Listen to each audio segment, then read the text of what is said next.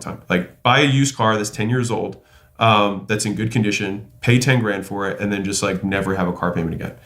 And then I invested my money, pause, in learning to make more money. You want to increase your income, right? But how do you really do that? Because when you factor in that it's one of the only things strong enough to break the cycle is that you just have to make more.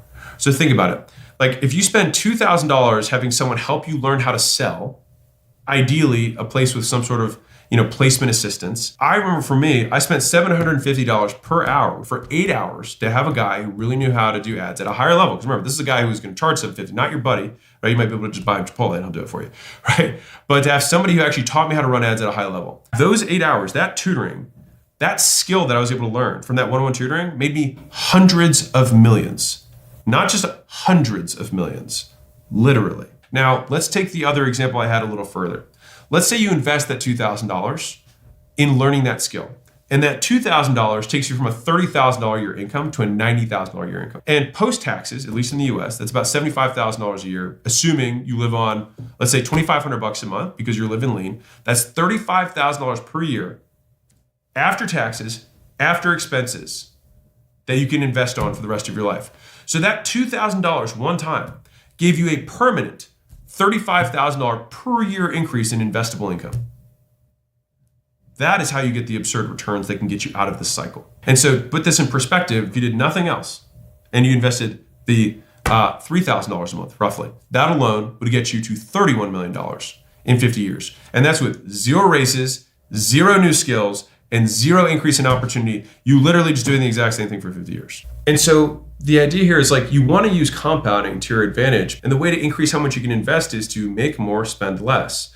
And in the short term, where you will get the highest returns, actually over the long term, where you get the highest returns and the short term is in skills. But people are so afraid of investing money in skills. And I really want to dive into this because I truly want to help. So yes, you can absolutely achieve financial freedom if you live under your means, you invest the difference into increasing your income. And then once you have the amount that you need to compound to your number, you can just let the compounding work. You'll realize quickly that you get higher return on learning skills than anything else. So then you put as much as you possibly can into it. And so for many of you haven't had that reinforcing cycle, that one time where you spent money and you made more money back. I was very fortunate that the first thing I ever spent money on, I made more back. And so I got very addicted to buying money, basically trading money for skills that I would immediately be able to make more money and increase my income. Because it does, don't get me wrong. In a lot of places it's successful. It's still a cheaper alternative to learning realistic real world skills than like higher education.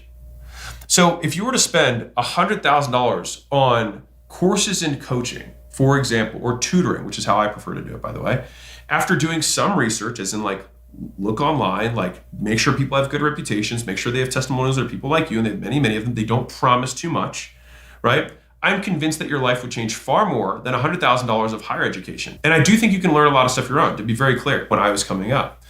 But the thing is that like, this is me trying to provide whatever value I can in terms of like my path, is that I was just always willing to pay for speed, right? Speed and the time value of money is something that I think people just wildly underestimate, right? Like if you can increase your income like you get your 5-year increase in income in 1 year, the difference is the value of that learning. And I don't know why people don't get this. I think Charlie Munger and Warren Buffett had a little moment where he was like, if people weren't wrong so much, we wouldn't be so rich. And I think, so I'm trying to I've never really understood it. And so maybe you guys can help me understand it. I think the big reason is that people are afraid of spending money and not getting